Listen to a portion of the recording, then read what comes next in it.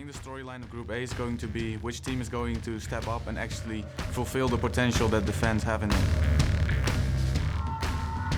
I'm playing at Misfits. They have one of the recipes for a good team, which is the mixture of talent versus veteran players, which is something that usually works for teams. I can take this for myself. I believe that I can be a top 3 top player in Europe.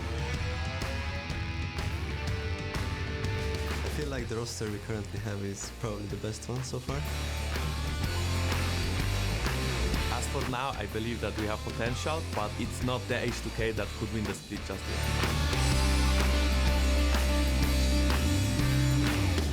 They're gonna make him disappear! How about that for a magic trick? What an ace!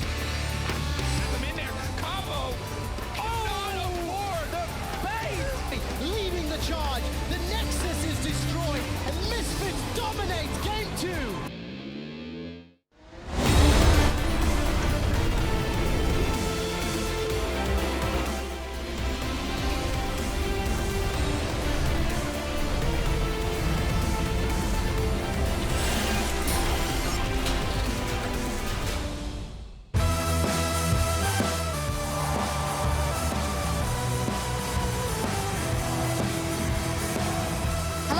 Welcome to the European LCS. We're coming to you live from freezing cold but beautiful Berlin, Germany. As tonight, 4 teams head back to the Rift as they tussle for points early in the spring split. We had some cosplayers in the house as well as H2K. Hebben Underwamne is sitting up, Visit Chacha and Hillesang in a fantastic mood, as well as Crawley to lead his squad into the match versus Unicorns of Love. Hello everyone, I'm Eva Schok supporter. Joining me tonight are Andrew, Verius, Day and Jonas Trashy Anderson, the jungler for Splice. Thank you for joining us and congrats on your first series win. Thank you for having me. Yeah, it was great to finally get a win after the first week, which was kind of rough, but good start. I mean, good start for this week. Good start for this week. Also, we debated having the fish show on the desk, but after your reaction yesterday on Twitter, we thought it might be better just to get Verius. I think I'll keep my hands up here. All right, that's fantastic. Okay, well then continue with the news of the day. Let's take a look at the standings. Splice, as said, they got their very first points or their very first series wins. Now in 3rd place in Group B.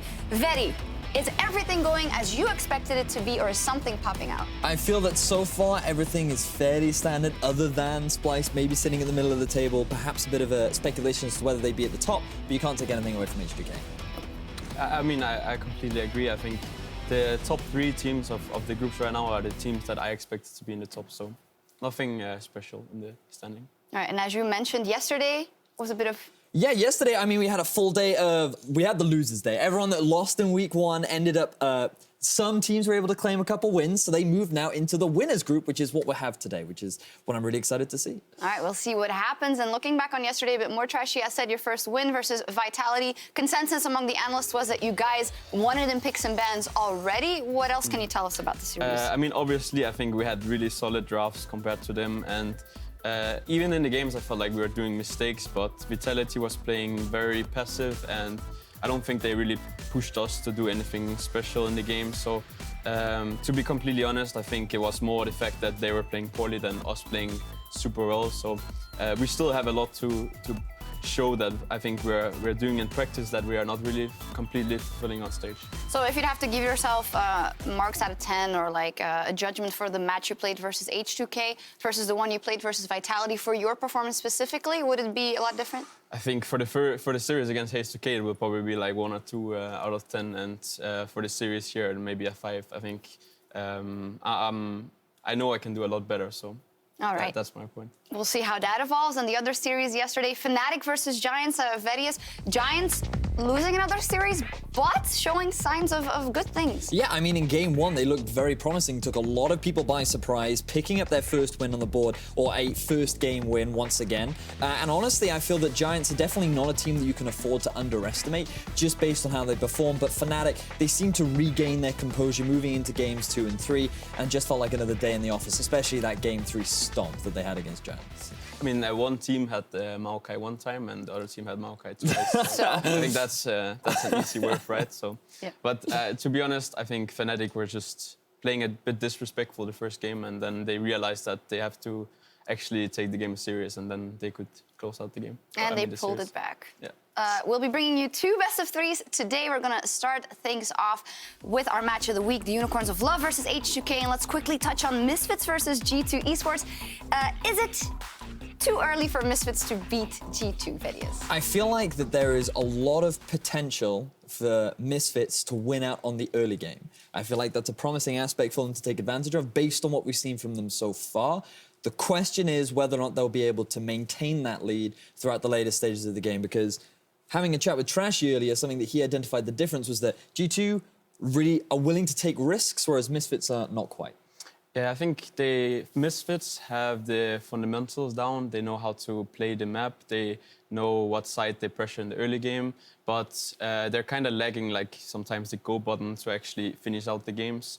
And I think that's a point you can't really...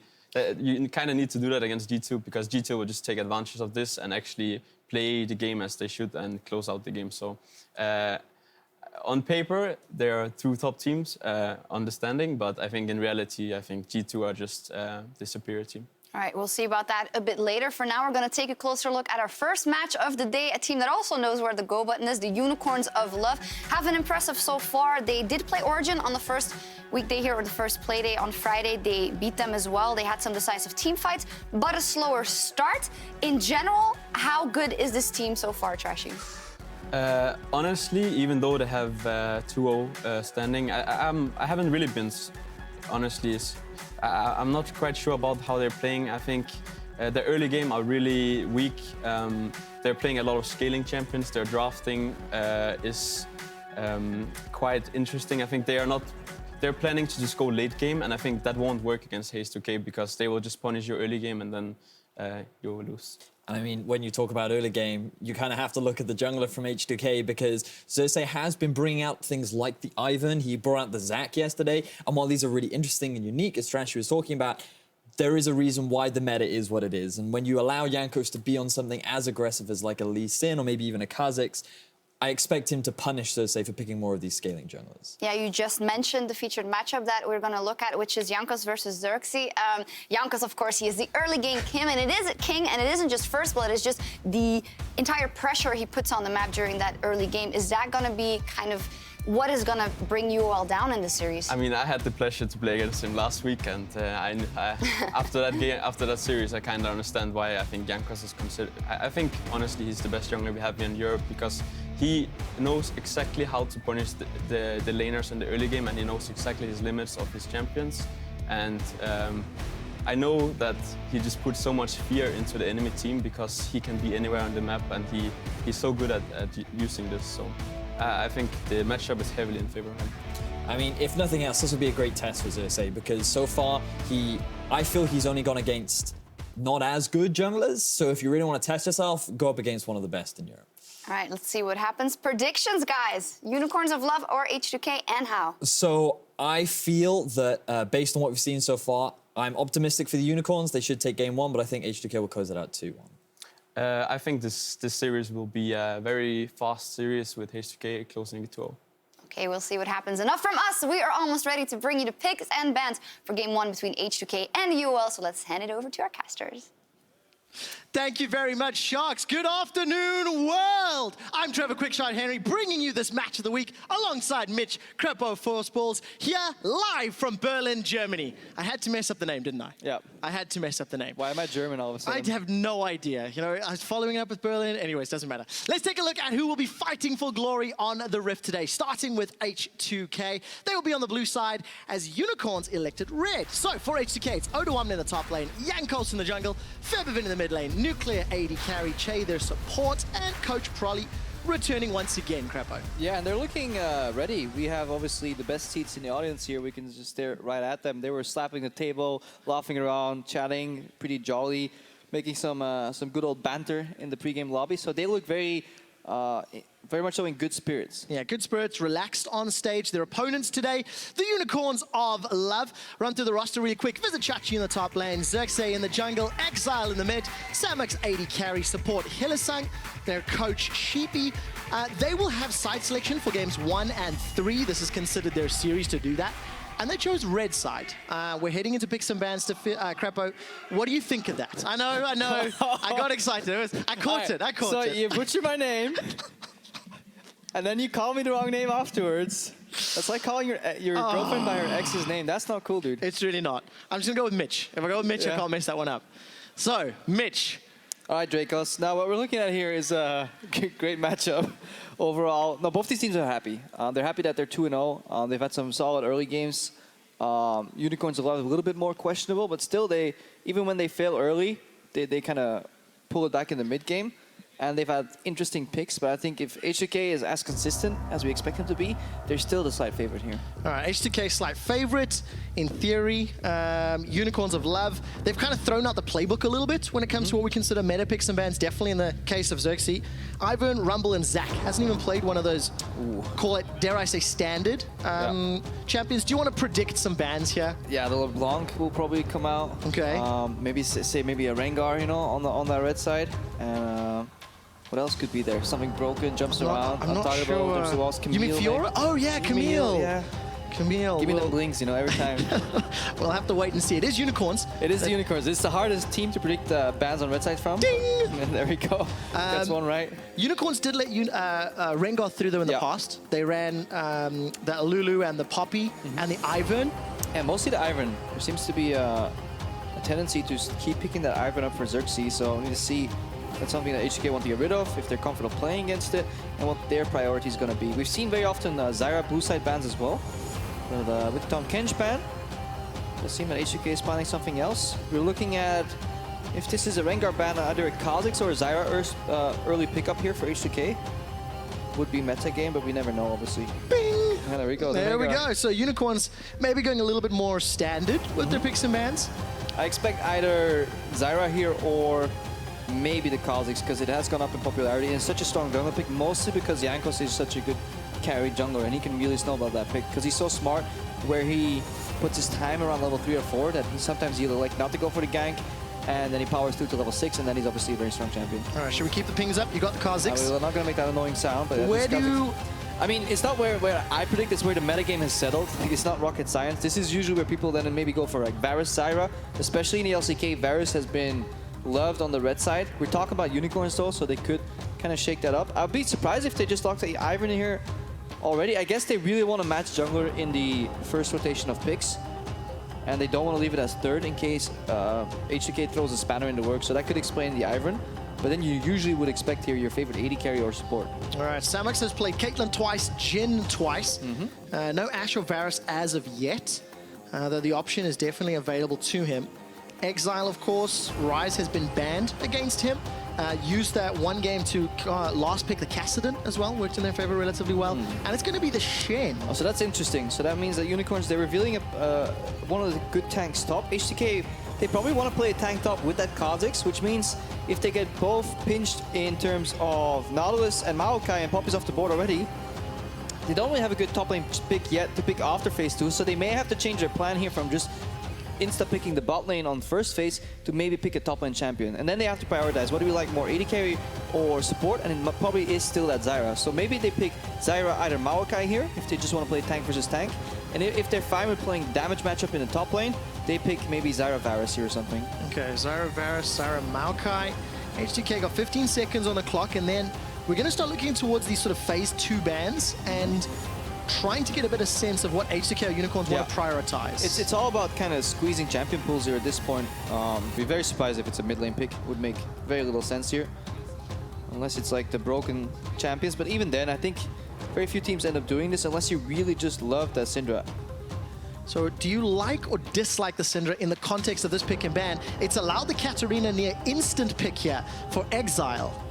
Yeah, I'm personally not a big fan of Katarina in general. In Europe so far, I have seen it not really work out that often. I don't think H2K would have necessarily banned it in the second phase. There's plenty of good mid laners open. I would have rather seen an AD carry pick here for Unicorns and then squeeze out the other two AD carries. If you pick Ashe and you ban like a Jhin and a Varus, then you have a really good composition and it's very hard for H2K to react because they have to play Caitlyn. And Nuko and Shay have already shown that they're not that great of a bot lane, so I think Unicorns could have leveraged their bot lane advantage more in the draft. Right now we're looking at role disparity. H2K probably going to pincer the supports in the pick and ban phase, and Unicorns of Love, they're obviously removing the bad matchups that they don't want to play against. Shen is not that great into Rumble. Despite it being a full damage composition, you still don't want to play against that Rumble. Yeah, and that allows then H2K to ban out the Lulu. We have seen Hilly actually play that champion twice this split as well. Meta-wise, you would expect Lulu and then followed up with them by the Misfortune. Something you could expect. As was the ADC pinch here. Varus off the table, so Ashe is the last sort of top-tier meta, also has been played in the past. I mean, I don't think it's necessarily an AD pinch, because pinching implies that you pick a champion, then remove the two other best champions in that tier list, forcing basically your opponent to pick down tier. I think Unicorns don't want to play Varus themselves, and they don't want to play against it. That is more likely the case. Well, that seems to be the last train of thought. H2K, last ban, going to be the Bard, again, targeted. Very specific, hitting Hilly's like stage champion. Yeah, and you can just see how Unicorns of Love are influencing the draft, even if they pick peculiarly, but people also ban way different against them, because almost never would you ever see a Bard ban right there. So they're targeting the player, not the meta here, because they know it doesn't apply one-to-one to Unicorns of Love. Unicorn's going to lock in their ADC preferred. It's going to be the Jhin over the Ashe this time around. Champion pool still very severely hit, so Hylissang, where does he lean back to? 1, 2, 3 support bans from H2K. Misfortune is still the matchup to play into Zyra. So essentially, H2K are picking themselves a comfortable matchup. Most likely they go with Ashe, but even then, Jhin is still slightly favored if you believe what Reckless says on the matchup. And is this kind of like H2K calling Unicorns bluff? Game 1 of a best of 3, leave MF up, even if we think you play it, let's see how it's good basically you play asking how good is your Misfortune support. And if Unicorns don't even pick it here, well then obviously H2K have won that pick and ban mental game. This is obviously the Ashe comes out. Ashe Zyra, super standard in his meta game to pick when in doubt. When you're one counter pick into Shen, which is the Rumble is banned, you just pick Maokai, which is the strongest of the 2 tanks remaining in terms of Maokai and Nautilus. So H2K really following the book. The only thing they kind of changed up is that they really prioritized Syndra as their 3rd pick, because they really wanted a strong mid laner that Featherweight can spy a lot of control on. And that's Syndra's got the option to do so. No Misfortune, final lock-in, it's going to be the Thresh. I mean, that's got to be screaming something to H2K here. That's disrespect. If you play Thresh into Zyra, you're going to have a bad time. If the Zyra is equal skill to the Thresh, you are going to suffer. Every time you try and place a hook, she can literally just spawn a plant in front of you, and the hook will just hit the plant. That's how the game works. You simply can't outpace that. So you need to go for like flash plays, flash E ignite, but that is almost never going to guarantee any kill. We saw Ignar do it, but that was because Yarnan was, as the Europeans like to say, just trolling. Yeah, just trolling. We'll find out whether or not Shay has got that seed mechanics on wrap, and maybe the Ivern can help out, maybe give that a little bit of extra sort of gap closer to Hylissang's Thresh. But the gauntlet's thrown. Yeah. This is just Zyra v Thresh, mechanics versus mechanics. Let's see if Hilly can step up to the plate. Oh, he has to. When you play Thresh like this, you need to make something happen, especially if you look at the composition. Very low damage on the side of Unicorns. They need to snowball from mid. Yeah, absolutely need to. So a lot of pressure on Exile on that Katarina matchup. It is going to be going up against... Syndra. Thank you very much, Syndra. I was waiting for it to pop up. Thank you very much. Anyways, picks and bans are locked in. Let's get into our match of the week. It's H2K versus the Unicorns of Love.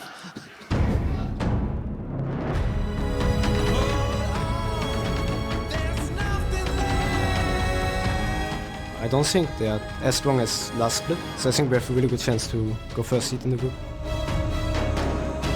I do believe that UOL lineup got stronger this year.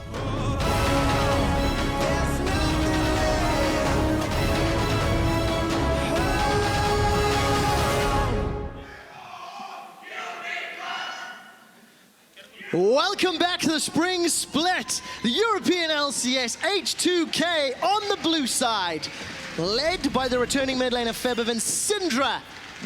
On the other side of the rift, the Unicorns of Love.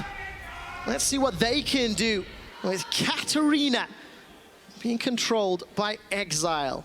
We've touched on that support matchup, Crapo, but what about the rest of the map? It's only really the Ivern that's going to throw a spanner in the works here. Yeah, the Ivern's really interesting. We saw Jankos play against it last week as well, and he was dealing very well with the pathing, keeping up, not getting kind of out-mind gamed or cheesed, call it what you want.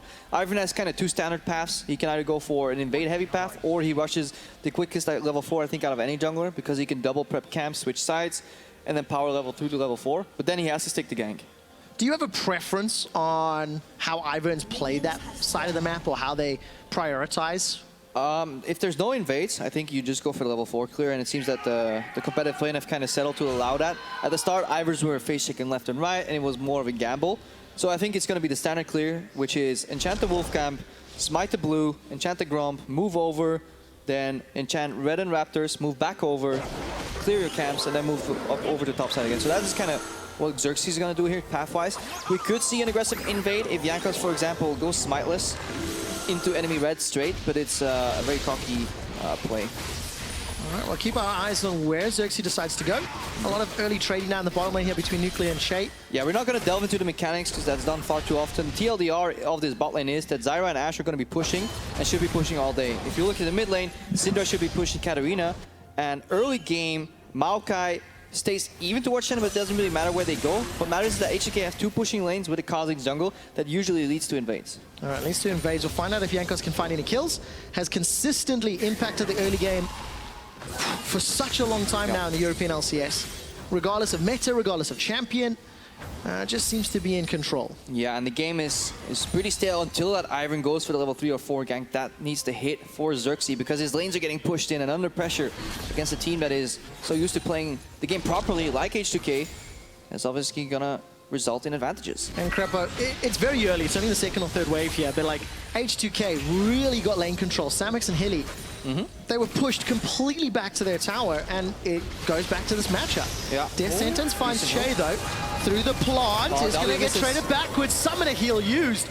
And you can't get away with that one for Hilly. Yeah, but see the flaws in Chase pathing, that should never happen. Ever in that lane should you eat a hook at Zyra. But then again, Samux, he misses the point-blank W, allowing Shay to survive. Shay would have died there if that hit. Fortunately, it didn't, so nothing ventured or gained. So heal for Ignite.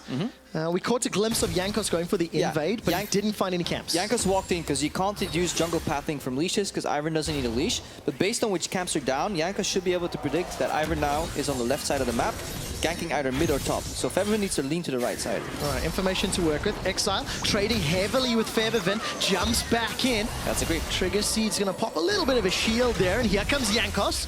He's just going to force Exile to jump backwards into the safety of the Brushmaker. So both junglers showing their faces and nothing really gained just yet. Yeah, but they dodge a bullet here because look at Ivern's jungle, it's empty.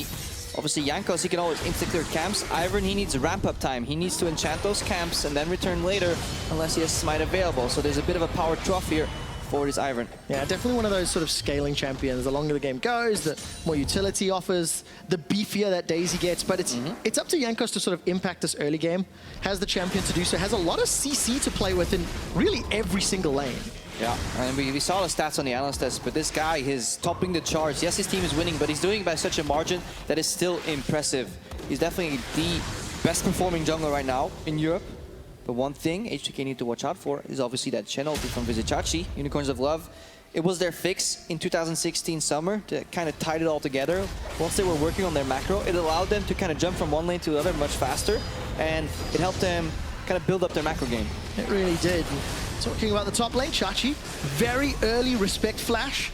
Doesn't want to run the risk of getting jumped on and killed. But down in the bottom lane, Xerxes setting up, if not just for the camp, we'll see what sort of shenanigans he can get up to. He's just simply counter jungling right now. He knows Kha'Zix is on the top side. He doesn't really have too many camps in his jungle available. He can't get access to that gank here because Thresh had to base. Hillsang was outpoked. So I think the Unicorns, they're waiting for level 6 all in with the Shen ultimate. A lot of options to work with. Exile Shimpo's forward. He's going to get that preparation. Trigger Seed for the shield and flash blown by Featherman. So both Jankos and Xerxes now successful sort of roaming flybys, blowing those summoner spells. Yeah, but everybody playing with the necessary amount of respect, not watching if they could juke the skill shot. Insta flash is necessary. Nobody wants to be the guy that makes the first mistake. Yeah, you never do. There's a Chachi, teleports back to lane, got that Spirit Visage, Spectre's Cowl rather, working towards the Spirit Visage. Yeah, and even though every time we look, it seems like Exile's having good trades, he is down over 16, 17 CS at this point. Do you think that's expected? I mean, in the matchup in the early game?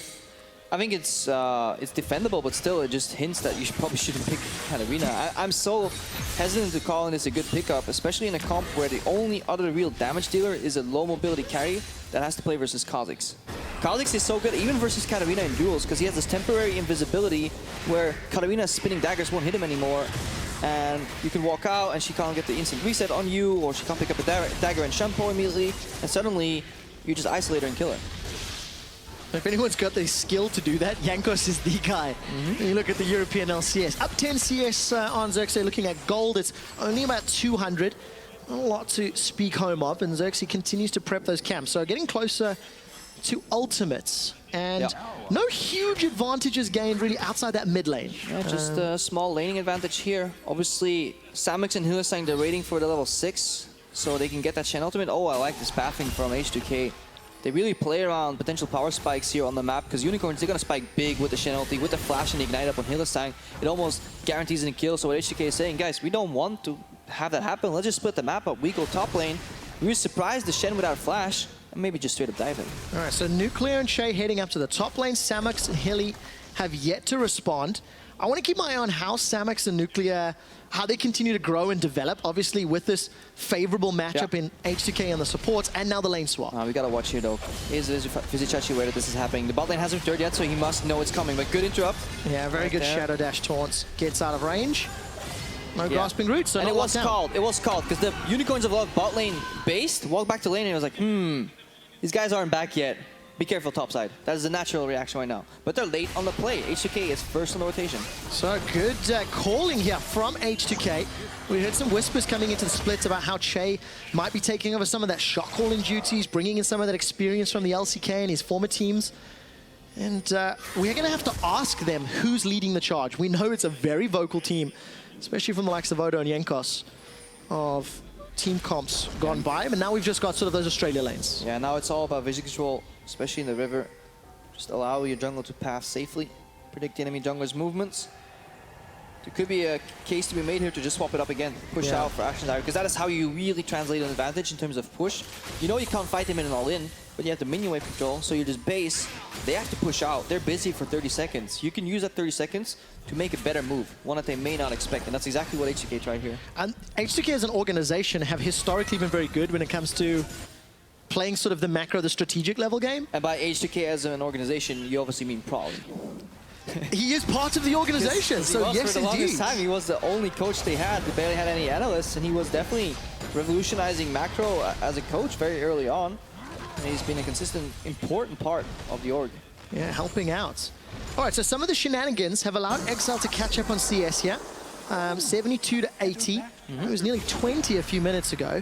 We're hitting 10 minutes into game time, and thanks to the sort of lane reassignments, I think Jankos has actually snuck into the pit. I didn't see if that control ward caught a glimpse of him. You can tell they're not pinging on him, so it doesn't seem that they were aware of what he's doing. He probably even used the blast cone, because nobody's been in that area of the jungle for a while. No, the control ward may have just missed it, so zero contest here from the Unicorns of Love. Yeah. First dragon of the game picked up by H2K. And that's what you want to do, small advantages. When the map's on lockdown, you can't find an opening, you're playing versus Shen ulti, and you have the scaling. Honestly, H2K, they're comfortable taking this to late game, because they have 4 damage threats and a Maokai, whereas Unicorns of Love, they have 2 damage threats, and a Thresh that completely falls off in the late game. Unless he finds that hook. Now I'm being hyper optimistic. Yeah, but even in the late game, what are you going to do when you find a hook? Yeah, get insta-gipped by Syndra, Kha'Zix, or Ashe. Yeah, that historically has been the problem for a Thresh, because he essentially CCs himself while he's trying for a hook. On a good player, you have maybe 30% chance of hitting it, because he can either juke left, right, or stand still. And you're essentially playing at max range in the late game too, because there's so much zone control.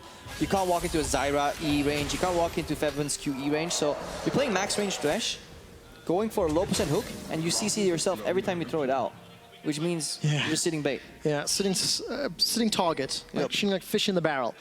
Talking about that, the tower dive that H2K wanted to avoid is now being set up. Daisy has been called in. Stranglethorns to buy some time. Defensive flash. Exhaust onto Exile, blocks the damage, and he takes the lantern to safety. Stun onto Xerxes. First blood's available. Not picked up yet, but it is now. Feathervin locks it down. Odo unfortunately donates himself, plus another to Exile.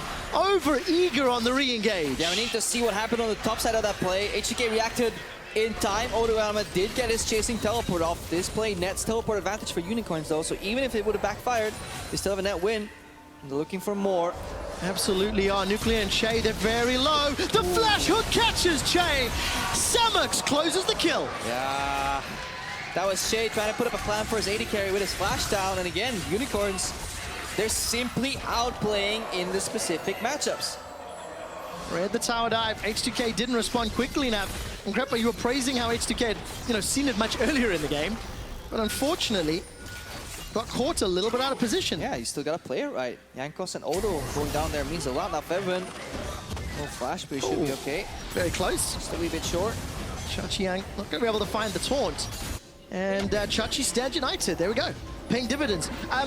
We touched on sort of that Shen with Stand United and now teleport advantage. Surely there's a lot more pressure on Odo Wamne. He's got that Maokai. He's now got no teleports. And in about a minute and a half time, Chachi's going to be able to just rinse and repeat. So let's see what happened on the top side here. I like Exile jumping over the arrow. Honestly, really impressive. Arrow misses, he goes in, immediately jumps out because he gets exhausted into Jankos. Then Odo Wamne chases the Lantern. He is going down.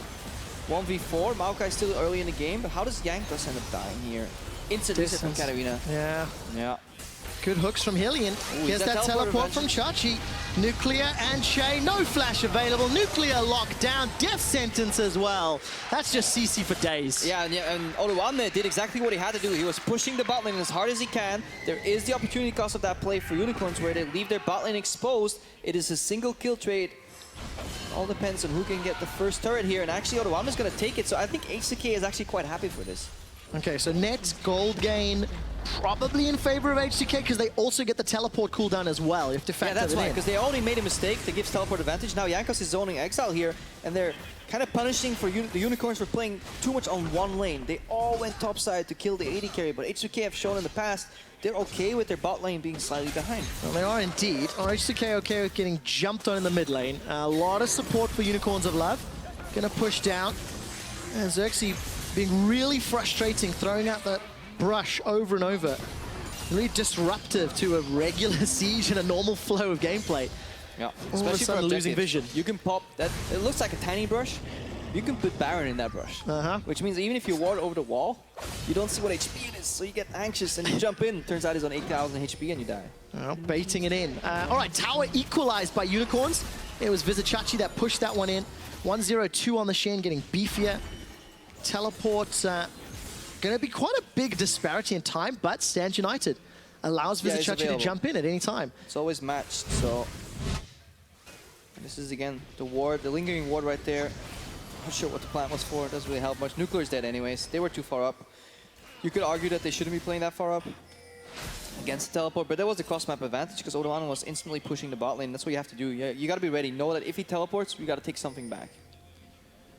Got that tower first blood at the very least, but not a whole lot else. It's still an even game, right? It's 4 kills to 1. The problem is, it's Exile and Chachi that are starting to pull ahead. Chachi's very beefy. You take a look at some of his stats in comparison to Odo in terms of the matchup. And that could be pivotal. If Chachi Shen can keep Exile and Samux alive, I mean, he has to, because that's where the damage is coming from. Yeah. Chachi needs to be in the game tankiness-wise, but the main onus to carry is still on Exile.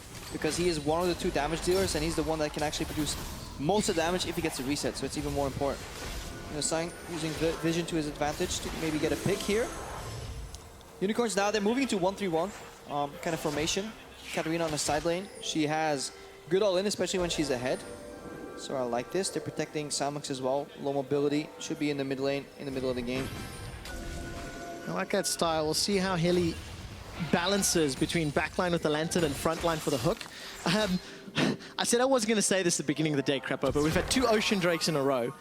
That's going to be the 11th Ocean Drake out of 69 Elemental Drakes. It's a great movie. Don't watch the spin-offs, though. Goes downhill. And the sustain's going to help out whoever can pick it up. But there's not really a huge amount of poke on either sides. No. They want to all in or they want to pick. Very short time window poke. Yes. From Unicorns of Love. Yes. Still poke. Definitely not the most powerful, Crepo.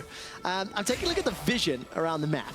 And Unicorns very clearly setting their sights on Dragon. Yeah. It's not the deepest vision, though. No, but it's enough, because it allows Vizichachi to see what's going on, so when he needs to teleport, so there at least a 2 or 3 seconds buffer time on that teleport. They can place the Dragon in the brush if it listens, but they can just do it right there as well. Yeah, no real contest. Zoning hook from Hillisang, classic. We're going to see a lot of those, I feel. My favorite. As the game continues to progress. And Unicorns, they've gone toe-to-toe with H2K in the early game. I'd rather walk down.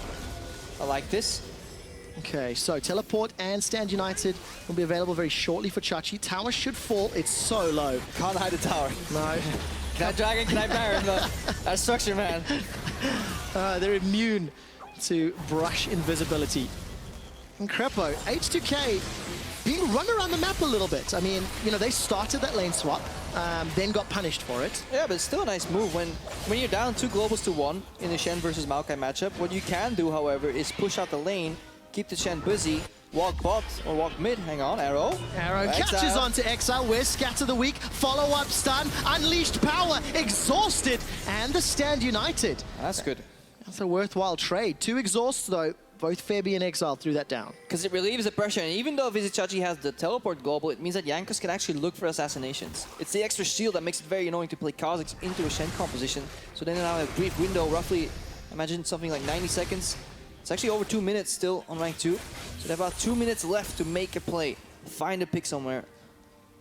Both teleports are up, so at the very least it'll be equalized. It won't be able to be capitalized or optimized by Unicorns. But it's more important that you can kind of one-shot the guy and then deal with whoever teleports in, have Oluwamna neutralize that, then rather have to burn through another like 400, 500 HP shield.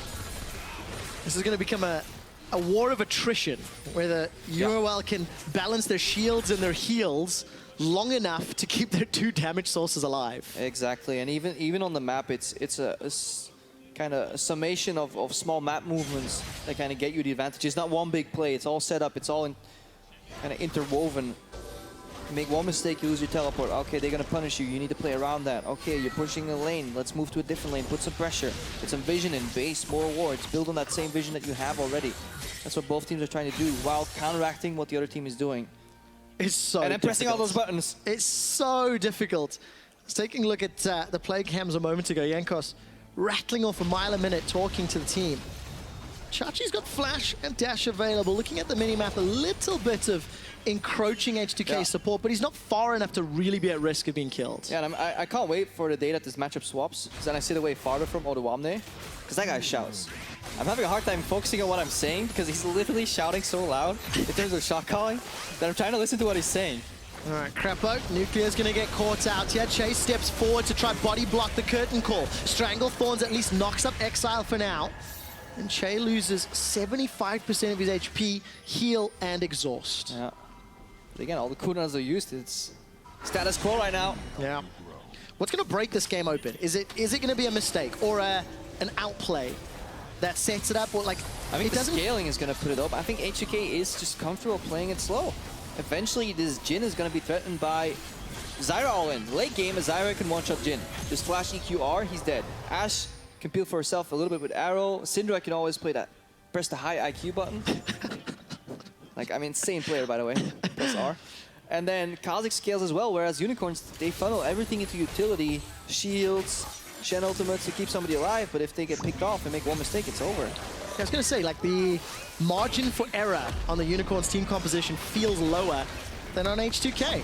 Grasping Roots goes out, trying to chunk down Daisy as best as possible. All right, Shen's basing. You should always be careful when you see a Shen base on the minimap, because they could always be looking for something. Whoever loses mid lane turret in these kind of matchups generally gets behind, but Unicorns of Love have been putting so much pressure that it's been dangerous for H2K to push out their side lanes. And I love this usage of the brush here to hide the Thresh. Very clever. Exile very optimistic with that Death Lotus. Not really going to find a lot of damage onto Jankos. He instantly leaps away. Yeah, and look at how comfortable they are. They're peeling away Featherman to play on side lanes. This is, if you go back all the way to spring last year, when they subbed in Selfie over Ryu, they weren't doing this. They were playing very Aram-esque in the mid lane, just 4 people right there. But right now, it does seem that they're confident in letting Shay and Nuclear clear out the mid wave. So simply move to a side lane, push it out a bit, and come back. And that's good to see from H2K. I want to talk a little bit more about Nuclear and Shay, because they had that sort of favorable support matchup. Nuclear on the ADC down 30 CS. And these are 2 guys who have struggled a little bit in the games we've seen. We'll expand on that in a moment, because Chachi could get jumped on, but it feels like the tower will be the focus here. Oh yeah, it's all about the implication. You just walk up, is like, yeah, we could fight you, we could waste some time here, but we're actually here for the turret. And what's your take on Nuclear and Shay now? They've got a very sort of utility-heavy duo. I mean, if it's really harsh to base it on a few moments, but if you get hooked level 2 with Zyra, you're not playing the game right. Right now, H2K getting punished for that rotation top as well. Losing their mid lane turret, not really worth it in my books.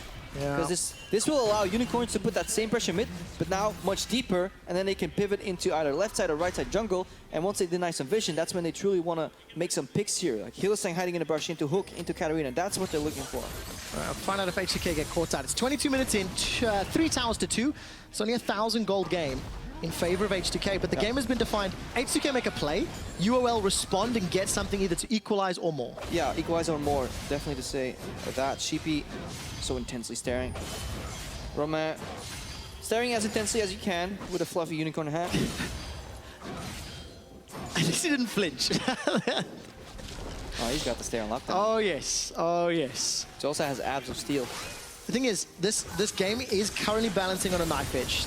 There's no super clear advantage.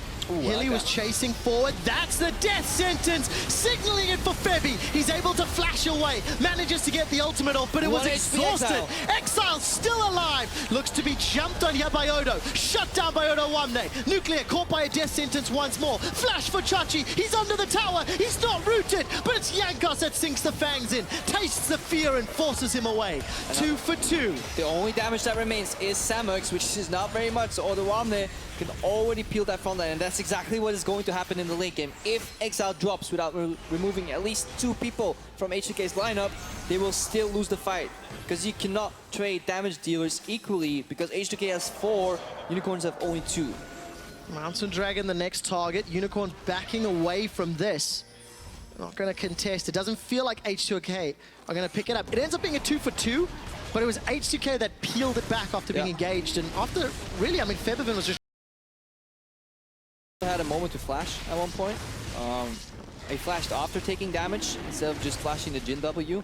It was a good setup from Unicorn. Poking to Jin W is a really good way to make picks, but it's also flashable. Let's watch this again. So this point, Fevin has flash. He sees the particle come out. I think you just flash slightly in an angle, so you dodge the Jin bullet, and then you survive. So Exile drops really low here, because Fevin still gets his ulti off. Shay's trying to pick him up, so Exile kind of jumps back into Otoama, and at this point, look, the fight looks so good for Unicorns, but everything slows down. Vizichachi barely has any base damages to take down Nuclear, but he trades a kill onto Jankos.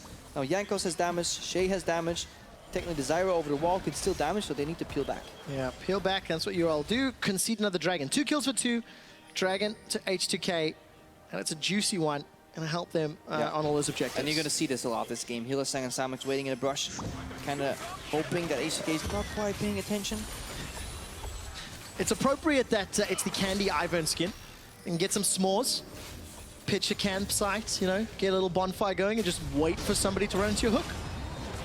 Because actually, if you look outside of that, UOL's engage is entirely reliant on a Samux sort of slowdown ulti from range. Yes and no. I mean, there's always teleport flying from Shen. Taunt Flash used to be the greatest engage tool in League of Legends. I think it's all just position reliant. Problem is they need vision denial, so they need to group up for pressure, then deny vision, and then push out again. But that's hard, because the second they group up, their side lanes are going to get pushed, which puts pressure on them again. So it's a really hard balance to find. And H2K, by all means, need to keep pushing out these side lanes if they want to keep the Unicorns down. But I feel like we've been talking too much from the H2K perspective, so maybe shift it around a little bit more, think about what Unicorns want to do next, and I think it's just enable Exile. Enable Exile, find some CC onto an H2K member, allow him to get further ahead. I mean, it's 3-1-1, Abyssal Scepter, Gunblade completed. If they needed him to have damage, he's got a fair amount of it right now. Defensive flash from Samux, stands United Shield, not going to be enough. And all of a sudden, it's H2K that find the pick. Odo from the side and just obliterates him. Yeah, the Unicorns were looking to deal with one of these side lane pushes that we talked about earlier. The second they leave, their AD carry walks up, but he doesn't really respect the engaged potential from his H2K lineup. Does not indeed. Teleport comes down from Vizichachi. Daisy's been removed from the map.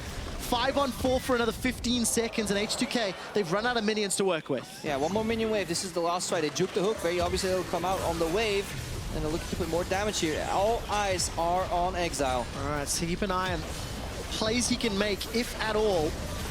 No damage to come down. The tower is secured. Exile's going to Shimpo forward. Trigger Seed, flash, hook onto Nuclear. Follows it through. That's a gig flay. Not going to be enough. Stranglethorns knocks up 2. Exile's down to 30%. Samux has got a reply. So far, it's a 2 for 2. The fourth shot from the curtain call doesn't do enough. Xerxes and Samux, they continue to chase down. But there's a lot of damage from Fabi and Jankos still. Yeah, we're looking at some of the weaknesses from Katarina in the current metagame, where 2 people bring exhaust each fight, both pop it, and there is a wealth of cancels available on Oruamne as well on that Maokai, so we can still question that Katarina pick, because that was the ideal scenario. You flash in with a hook, everybody parts like the Red Sea to let Nuclear get hooked right there. Shay did not decide to take it for him. And there's only 2 kills that the Unicorns can get from that. And both Nuclear and Jay had their flashes. I didn't see if it was available in the fight. We'll check that out in the replay in a moment. Yeah, but look, poor guys, like, anybody block it? I have a tank, Maokai. Yeah, both of them are on cooldown. Yep. I think Oruamne made a mistake positioning here. I think you should always protect your AD carry and just walk in front of him so you can take the hook and turn the fight around. And even then, Exile, he gets exhausted through all the damage. Jankos avoids most of it, and they can just soak it up. H2K were at least able to get the tower. They trade evenly in kills. They're still ahead in gold.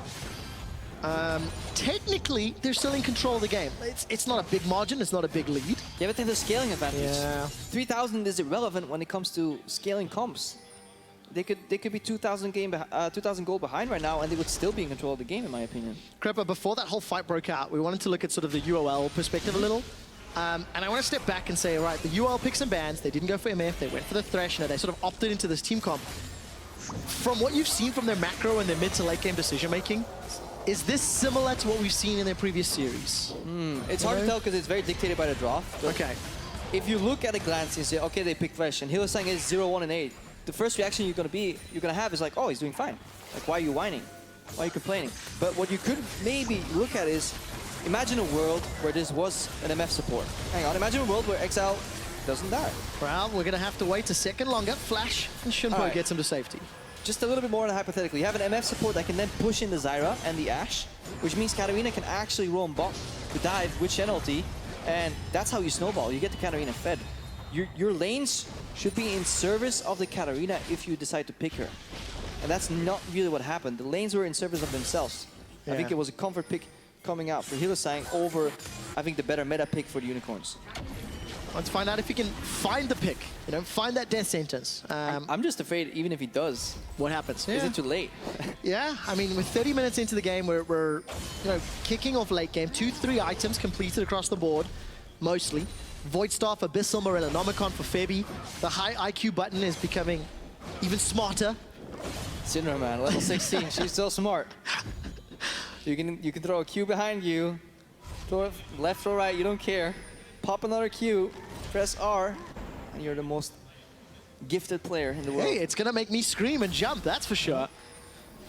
And Chachi and Oruamne are also gonna be the most sort of pivotal ones when these fights break out. Chachi with a good taunt, Odo with a good ulti, and if he can block some of their skill shots. Yeah, Chachi has the ability to set up for Exile to eliminate any carry in under a second.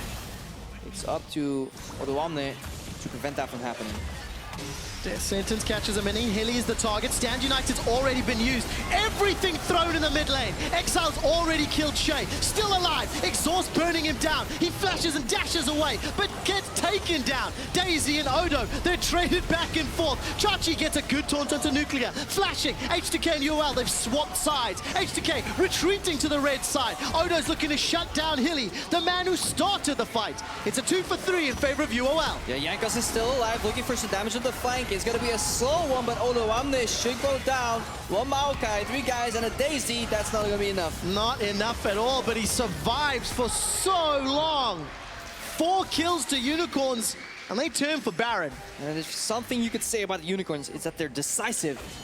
When they go in hard with zero hesitation, no matter what the outcome. Now it's up to Jankos to peel, and we talked about this earlier. Once that Baron starts hiding in the brush, if it's placed properly, unless they change that, I don't think they did. No, we saw it yesterday actually, blinding it up. Defensive flash from Jankos. Smites are available. It goes so slow. 4 shots in a reload. Samux Jin, not the greatest Baron killer. It's like, guys, we're playing this intensive match versus H2K. We want to fight. We finally did it. Let's see how this goes. So this is the weakness of Thresh. You go for a hook, or he's about to go for a hook. He stands still, so he eats an Ash Arrow. But even then, so many people would flash out. He's like, nope, I'm going in.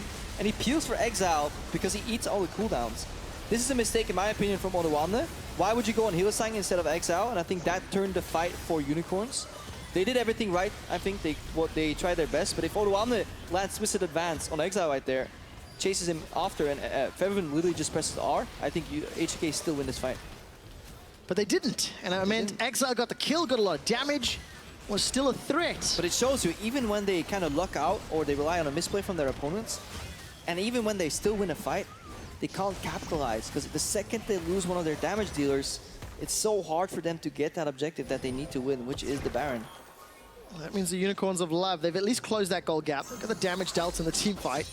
Yeah. Obviously, in a 2-for-4 trade, UOL are going to come out tops. They're fairly impressed. Samuk's not, playing safe, playing on the back line. No, he's what doing, he needs to do. He's doing above what is expected. Samux, we came in, and we honestly questioned the pickup.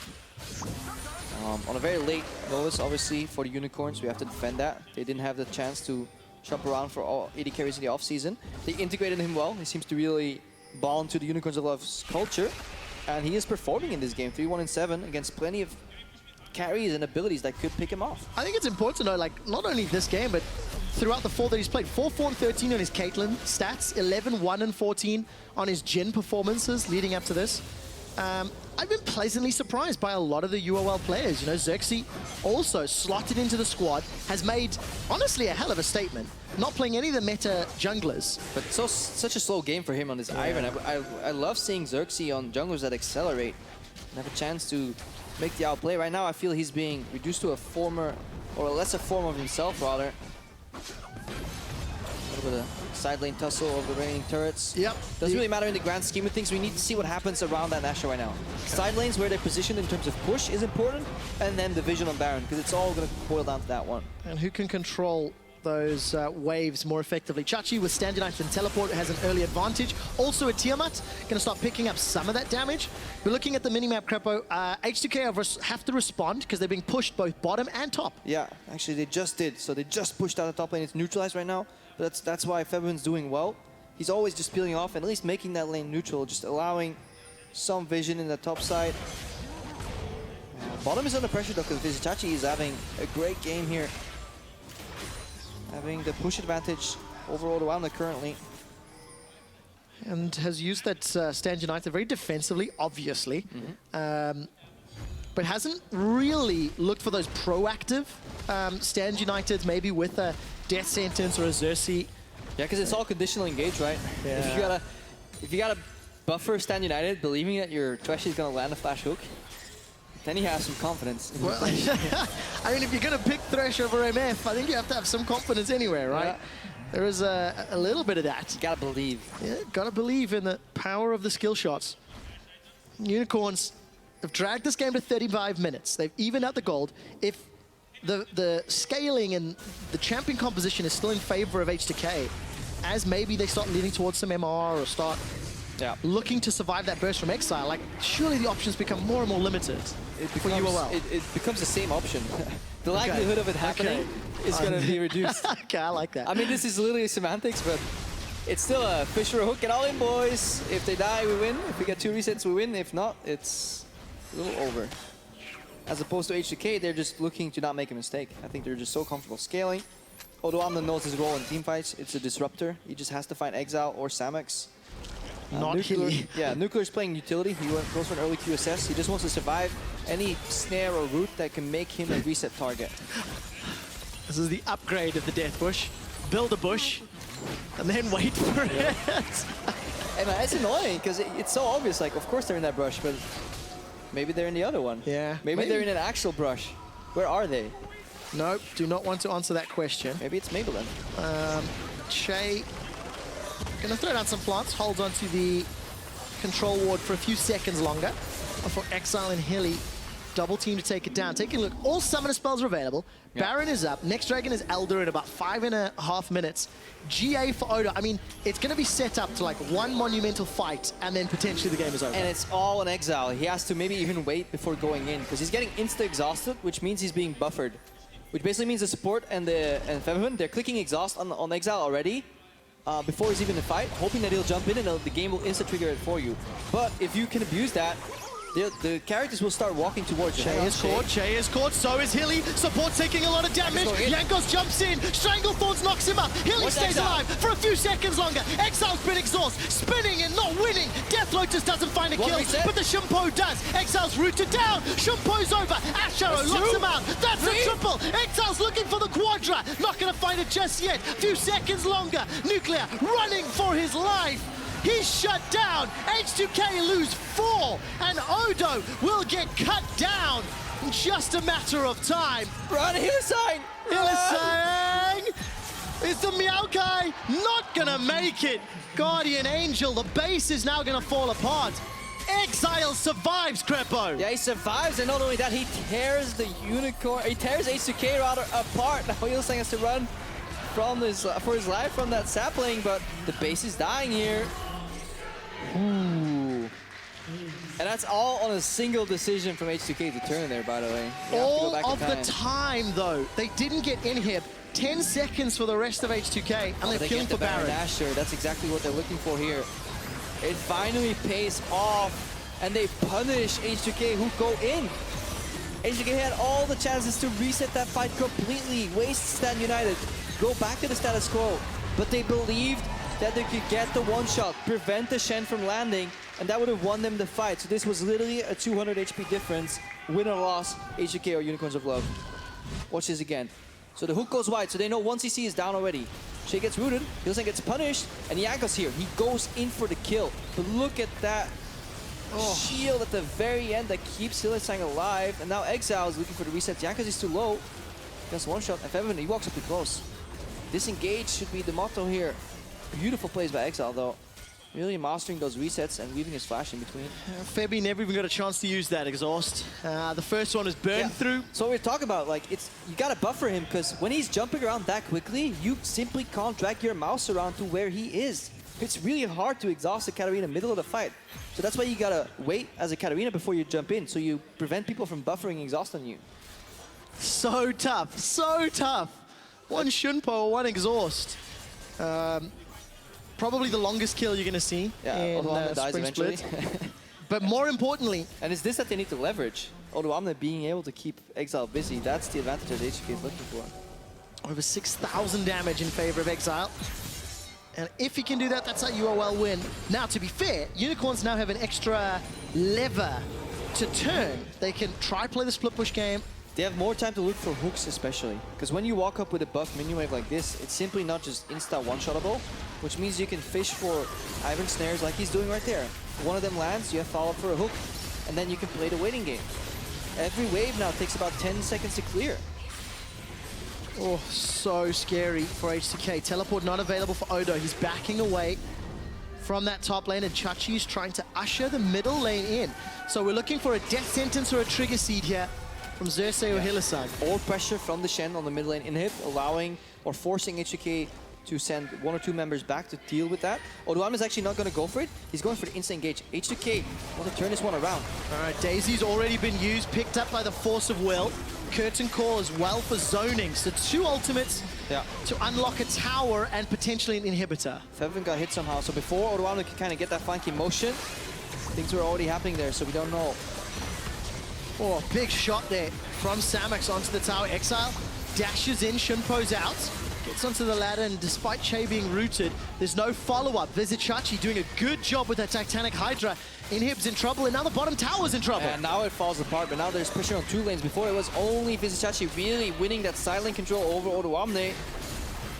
Oh, not really the target you want. Odo's going to dodge away with a twisted advance. Inhibitor's going to fall in just a few moments as the tower does down bottom. They will funnel into the base, however, on the side of Unicorns, and there's plenty of catch here with Fevin's QE combo, Nuclear's arrow, and Shay having flash very soon. Unicorns still have to be very careful, because when Exile gets double exhausted, he may not have enough damage. Odoamne's looking for a target. Sapling toss running towards the minion line. Unicorns at 41 minutes, they're inside the base. Daisy gets pulled up once again. Where's the Ash Arrow? Looking for Nuclear to start. Daisy gets pulled backwards. A lot of damage onto Xerxes. Odo Omna's in the front line. Samux gets caught out. He manages to walk away from now. Nobody's down just yet. Follow Exile. He's on the right-hand side of the fight. Jumps back in. Dashes for the Shunpo. Got the first. Febby is slowed. Taunted. Kill. Death sentence onto Che. And the curtain is called. Inhibitor follows next. Yeah, Unicorns of Love with impressive patience right there. They just simply wait with jumping in and they kill Odo Amne first, and once the tank is down, then the reset spree happens. Death sentence onto Nuclear, even in the base. The Unicorns of Love, Baron-empowered minions. They take down the Nexus turrets. They look onto the base. Hilly's not done yet. Follows the death sentence, gets shut down, but it's simply for show. The rest of Unicorns continue the chase and the fight. Slowly, slowly, the Nexus goes down and exiles Katarina, goes 1-0. The Unicorns end up taking a game with more tension than action. They still pull through. What I like the most is just how decisive they are in these key fights. They go all out when it matters, especially Hylissang twice, and it just shows, even with the Thresh, even if you miss the hook or you kind of get engaged on, he just goes aggressively. He is basically a cooldown absorber and a Shen delivery system. Once his job's done, he was fine dying and helped his team. All of the risk was on the UOL side to find a team fight where Exile could pop off, get through the exhausts or make them not relevant. They found that one fight. I mean, it opened up the game. Anyways, we're going to head to the analyst desk to take a closer look at how the Unicorns won game 1 over G2.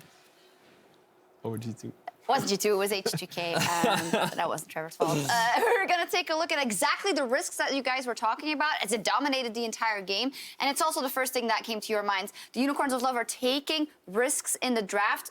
To you guys, was it just a Katarina, or was it also the Thresh, also maybe the Ivern as a first pick for them?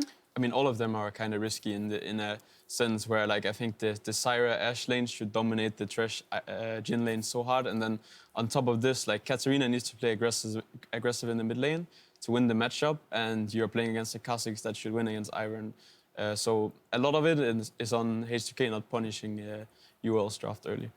Yeah, I mean, I have to echo the sentiment from Trashy, simply because when we saw this draft coming too, we thought, okay, I mean, like, the Ivern might not be that bad. Going for the Shen, it's not that bad. And then the Instalot Katarina, we're just like, That's pretty bad. It was definitely a risk, and you could see a lot of risks being taken. But it seems that UOL understood very well what they needed to do with their draft, and they managed to get through what could have been a very dangerous early game into a very promising mid game. Yeah, and as you said, Trashy, you can't let Jankos go off in that situation. They didn't let Jankos go off. You can't have a big deficit in either of the lanes, and even though it was hard in mid lane, they didn't have a huge deficit. And on top of that, the top lane fight happens that gives Unicorns of Love 2 kills on their mid. And let's take a look at how that happened and who could have avoided what here.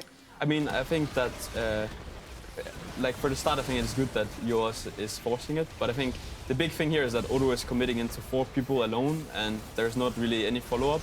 And then Jankos is kind of getting hit by the hook as well. So it was 2 free kills for Katarina. And the only thing that can't happen for H2K this game is that Katarina gets fed, and that kind of happened. So it's a bit unlucky for H2K. A bit of an oopsie, yeah, that's for sure. But also, like, this also stems into some criticism that we both had for the bottom lane of H2K, because one of the things we talked about at the top of the show was, how is the bottom lane of H2K going to stack up against that of Unicorns? And both Trash and I thought, well, I mean, it shouldn't be that bad. The difference shouldn't be that big, but we definitely saw quite a big difference between the two. Yeah, I mean, a lot of props to Hylissang and Samux for actually getting CS lead in this lane. I don't think that ever should happen. And on top of this, I think that Sax and Exile played very well around mid in the game. So a lot of props to them. I didn't expect them to play this well, honestly, from watching their previous games, this split. So I'm impressed. And definitely the bottom lane as a whole, but maybe Hylissang, as you mentioned, on a Thresh, you said a Thresh shouldn't work. We heard in the cast as well. Actually, it shouldn't work later into the game. There's so many stuns. There's so many ways for him to get targeted, but he does get the hook off every single time. Yeah, I mean, our next replay looks a little bit at this, where you do see that the Thresh... This is how you can set up fights, but the big risk that you see is the double teleport. And even though the Katarina got the initial snowball off, when you have exhaust after exhaust coming down onto a Katarina, it becomes very difficult. And we were looking at how H2K wanted to play this game, and they had a very promising teamfight composition. And in situations like that is ideally what they wanted to happen. Yeah, and I think actually UOL misplayed a bit in the mid game. I think they could have put Katarina on side lane and played it like that. Instead, they're just grouping for mid all the time. So definitely UOL could have played it better in the mid game, but yeah, I think they closed out the game, so they played it well. Yeah, they definitely did, especially when you look at the few later stage fights, because Katarina definitely was allowed to go off in a few of these fights later on into the game. Because the great thing about Kat is if she's not the focus, then she has a lot more freedom, and this is where Exile really is allowed to shine, because you can just see his positioning. The moment he jumps in here, he gets exhausted, but that's fine because he hasn't used a lot of his damage yet, and he can reposition in a way that enables him to get the reset and just chunk out one of the key targets like Febiven. So this is the point in the solo queue game where everyone is like, why is Katarina open? So yeah. And you were also mentioning the fact that Ivern in this point in the game where he is nearly full build and he's a second support and he can offer so much in a team fight makes it extra difficult for H2K. Yeah, like Ivern at this point is pretty much just like probably the best supportive champ in the game because he brings so much to the table. Like he has so many shields, so many items that brings sustain to the fight, and if Katarina doesn't die in the fight, then they will just roll over them. I mean, we saw it at the very beginning of that fight where Hylissang, he's the one that actually gets caught up and he gets a Shen shield, he gets Locket, he gets Redemption, he gets the Ivern shield, and he still doesn't die at the end of it. So, I mean, you just see the potency of this Ivern pick later on. So, is the deficit of H2K in the bot lane big enough to net UOL the win in the next game as well and net them the series? It had a big impact for sure, but I think the biggest reason was that they didn't actually punish UOL for taking risk in the draft in the early game, and then if you don't punish that, then the draft is solid. So that was the biggest problem. So it's still all open. Yeah, I still think that H2K can easily claw this one back. I think that perhaps Jankos was just warming up. I'd like to see a little bit more from him in the early game, but definitely Unicorns of Love, not a team to be underestimated. I think for next game we will see, if H2K stay on blue side, we will see Ivern ban, and then we will see Saxe going maybe for the Rumble or Sec or something like this. And then I think it should be better for H2K. They are on blue side, so we'll see if that comes true in the next game. I think we can predict Ivern ban. All right, well, coming up after the break is that game 2 between Unicorns of Love and H2K. Stay tuned.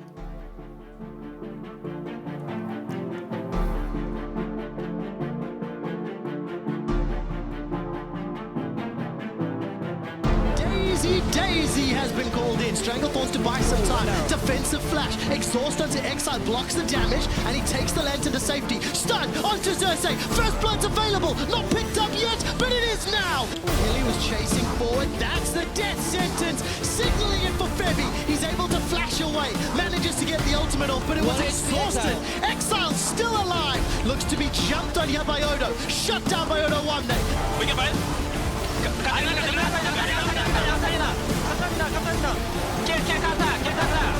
Fight slowly. Back up slowly. We can still fight maybe. Back up slowly. No. Okay. We can go. Back.